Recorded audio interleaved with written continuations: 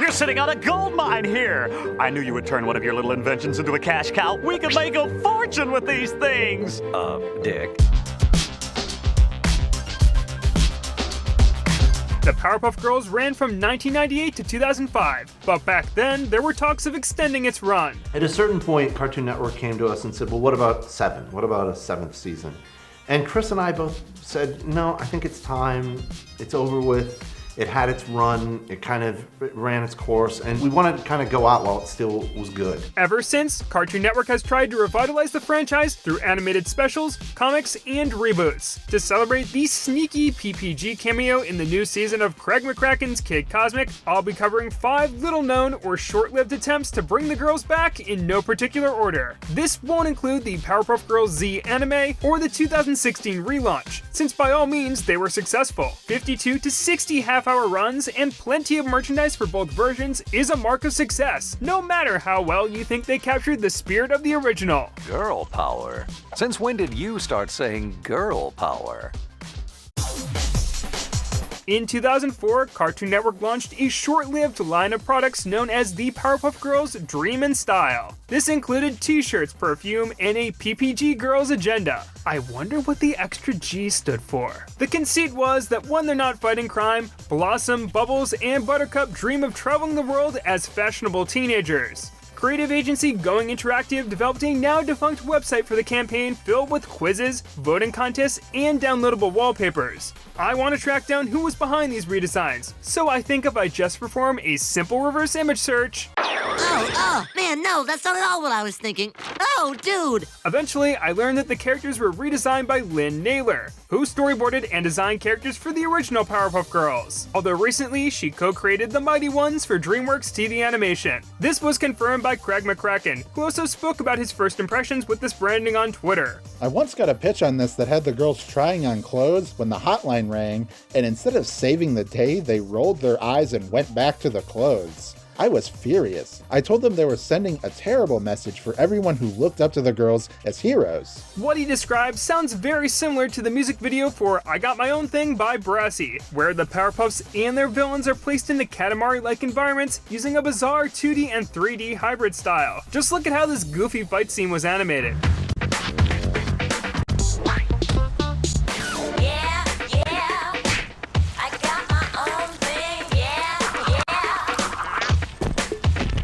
It's neat that Cartoon Network was willing to experiment with the Powerpuff Girls brand while the initial run was still in the air, but I think it's weird that aging up the characters just meant giving them longer hair, bigger eyelashes, and lipstick. Their proportions as teenagers have never looked right, but I think there is potential in bringing the property into CGI if you stylize it the right way.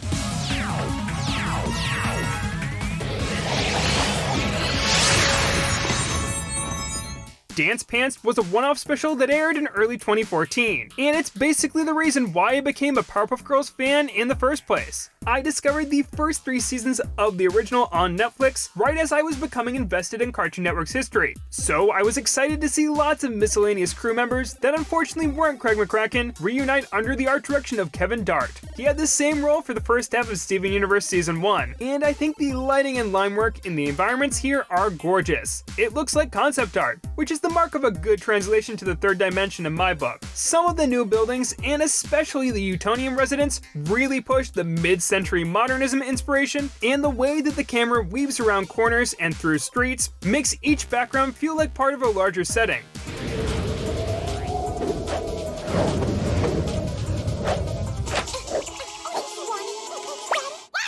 To be frank, I'm not a huge fan of the designs for a few of the main characters. Miss Bellum doesn't have a face, and the professor is square, so they look fine. But Mojo Jojo resembles a hairy elderly man, the mayor is positioned at odd angles, and the Powerpuffs have a limited emotional range. Like Blossom always looks a little pissed off. I'm always distracted by the giant eyelashes and how their hair clips through their eyes. You can handle any scary monster without me! I agree. I don't agree! We are the Powerpuff Girls! With that said, the designs created from the ground up are pretty charming. I'm a big fan of the Chuckling Badger, and the incidentals look straight out of the original. I forgot how many 2D animated sequences and assets were involved, but they blend right in. I barely even noticed them when I first watched this. There's a big focus on dancing, only some of which looks visually interesting, with Mojo Jojo's big scheme revolving around a mind-controlling parody of Dance Dance Revolution. Writer and director Dave P. Smith intentionally chose a storyline that could have happened during the original run, but this was released long after DDR reached its peak popularity in America. There's a lot of strange writing choices like that. The girls use one plan to solve every problem, and uncharacteristically throw tantrums to get what they want. Bubbles becoming obsessed with the game could practically be cut out. The professor's origin story is retcon for a Soul Train parody. Ringo Starr guest stars, and he only got to sing in a promotional music video. There's also tons of recap and exposition. Thank goodness you're here, Professor. We don't have much time, so I'll fill you in quickly. About 6 months ago, I was trying to open a pickle jar. I know. At least the entire original voice cast faithfully reprised their roles, and composer James L. Venerable returned as well. Some of the sound effects are slightly off-brand, and the aim and break style drum loop is gone, but I dig how he reimagined old themes with a synthesized twist. Phase 1 of my multi-phase plan to bring down Townsville and the Powerpuff Girls has begun. Many key crew members behind this production went on to form Chromosphere Studios, and you can see remnants of this style adapt to a chill live-action setting in Netflix's City of Ghosts, or a classic spy adventure in the original project, Yuki 7. I'd be more fond of Dance Pants if it was funnier, or had more to say about the characters. The special definitely tried to be authentic to its predecessor and simultaneously do its own thing, so I respect it, even if the end result works best as eye candy. No. Let it be.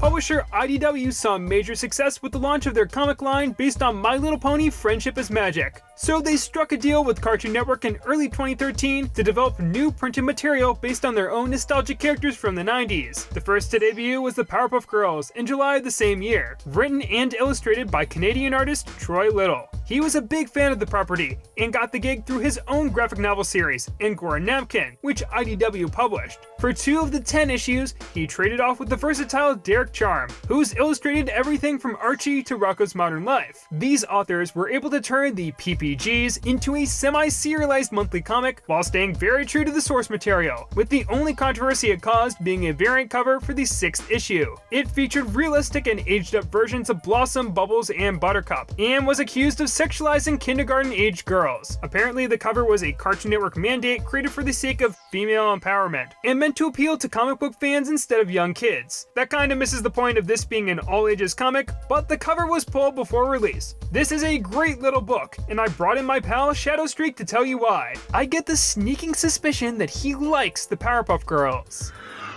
Thank you, Nick, for that rousing background on the subject. Yes, indeed, the IDW comics that were released back prior to the 2016 reboot are some of the most underlooked Powerpuff Girls media in the franchise, if you ask me. Despite being written and illustrated by different artists from those that worked on the show, this series of comics definitely feels faithful to what the original series was all about, and it's a shame that it ran for only 10 issues because there were a lot of really fun and creative decisions that led to this being an all-around great comic. They've got action and comedy, the panels look amazing, I really like the way that the 2D art style translated from the show into these comic books. Yeah, I don't have too many negative things to say about them. I don't want to spoil too much because I highly recommend checking them out yourself, but I definitely want to give mention to one of my absolute favorites, that of course being issue number 9. In this comic, the Powerpuff Girls end up getting caught up in boy band fever and go to a concert only to be challenged by the Boogeyman in a battle of the bands, with his band's primary members consisting of none other than the Rowdy Rough Boys. Yeah, that's sure to be appealing to most Powerpuff fans because we all know how much they love the Rowdy Rough Boys. That's not really why it's my favorite though, I just love the sheer absurdity of the scenario, and there's plenty of great gags and writing and visual references, such as the cameo made by Dexter and his sister that make it a real pleasure to read as a Cartoon Network fan. And that's only a taste of the fun stories that are told across these comic books. Each one of them has something cool and compelling about them that always has me going back to reread them every so so often. As an attempt to revive the Powerpuff Girls, I'd say the content within is a pretty good success. Now, obviously its cancellation is a different story, but for what we've got, it's pretty great. I may not be the biggest comic book guy in the world, but I can definitely vouch for this run of IDW comics. Highly recommend everybody checks it out at some point.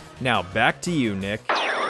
The 10th issue ended with an advertisement for Super Secret Crisis War, IDW's own take on a crossover Nexus style event. The Powerpuff comic was put on hold, and when it returned, it was through Super Smash Up, a 6-issue team-up miniseries that was once again written and illustrated by Derek Charm. By the time it wrapped up in mid-2015, the reboot was officially revealed, and all future comics featuring the property will be based around that version. While the quality between arcs slightly varied, those initial 10 issues were the only attempt to bring back the 1998 series without any gimmick or direct tie-in for more than a single outing, and I wish this comic lasted another year or two. While the last two stories feel like they could have been exciting half-hour episodes, I really appreciate how the majority of issues dare to present new interactions and be more emotional or thoughtful than the average Powerpuff adventure. For now, you can purchase the 2 volumes that they were collected in digitally. Just don't buy them brand new physically. It's not worth it.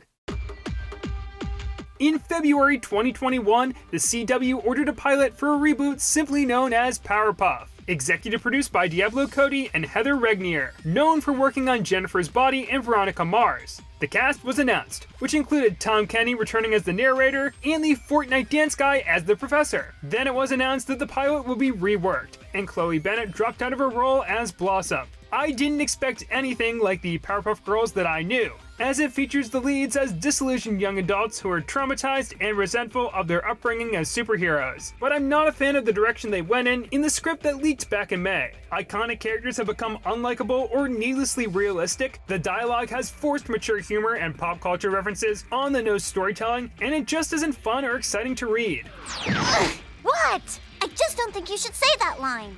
Bubbles also uses Ice Breath, which was established as Blossom's unique special ability. But that's a nitpick, and the past 2 iterations I've covered in this video have also gotten that wrong. I say that the script had too much standing around and arguing and not enough fast-paced crime fighting. Although, how else are they going to fill up time in a 44-minute teen drama? CEO of the CW, Mark Pedowitz, yes, that's actually his name, thought that this first crack at the pilot failed because it was too campy and unrealistic. However, the Powerpuff Girls was inspired by the likes of Adam West Batman and Tokusatsu like Spectre-Man, so if anything, it should be more zany and stylized. There's also the question of how this reboot will look visually, or if it will even see the light of day with the future of the CW currently in jeopardy. Treating this franchise like Riverdale is such a unique direction to take that I can't help but be morbidly curious at how this will turn out. I hope the rest of production on Powerpuff goes smoothly.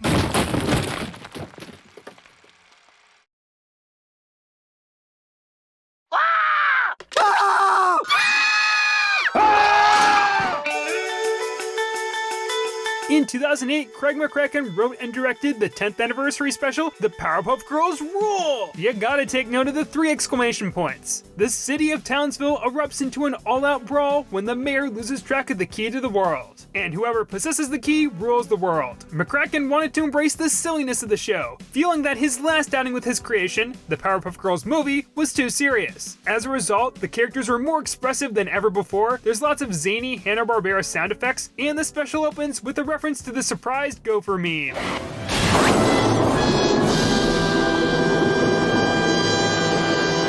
Mojo Jojo is super manic and self-obsessed, reminding me a lot of Lord Hater from Wander Over Yonder, since he's basically the protagonist here. Mojo even sings 2 power ballads. One's a parody of Part of Your World from The Little Mermaid, and the other is a cover of Everybody Wants to Rule the World by Tears for Fears. To this day, I always think of this special whenever I hear that song. Mojo Jojo has one more small musical moment, where he references the chorus of a song that Devo wrote for a Powerpuff Girls themed album.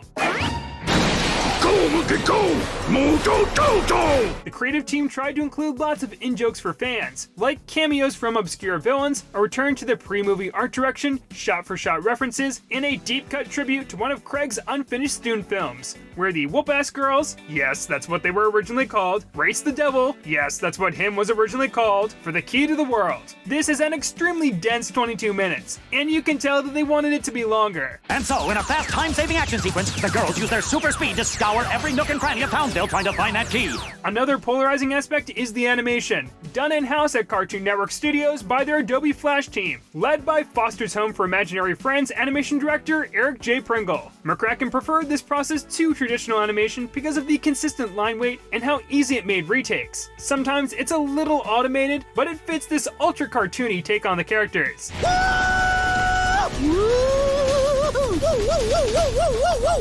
It doesn't have the same exact look and feel of classic PPG, but I personally think that gives this special its own appeal. I just wish that it was officially released in full HD at some point. Despite the silly tone and fast-paced comedy, there's still room for reflective moments, meaningful conflicts, and for Mojo Jojo to basically have an arc that pays off his longtime quest for world domination. This is essentially an open-ended series finale, and it would have been the perfect bookend to the franchise if it all ended here. Easily a top 5 episode for me. On the other hand, or other round nub, there have been arguments that a fresh and faithful reboot of the Powerpuff Girls could be a success in the future, just in the hands of people who understand, or even had a hand, in the original source material. Plus, I think that having so many different iterations of this property means that there will always be new entry points for future generations. They'll keep the 1998 series alive, even if the conversation will just boil down to how the old version was better. May the Powerpuff Girls continue to save the day for years to come. I'm just glad that I covered all of the most recent renditions of this giant franchise. Cut! No. You know what? That's it. I'm done. I quit. I give up.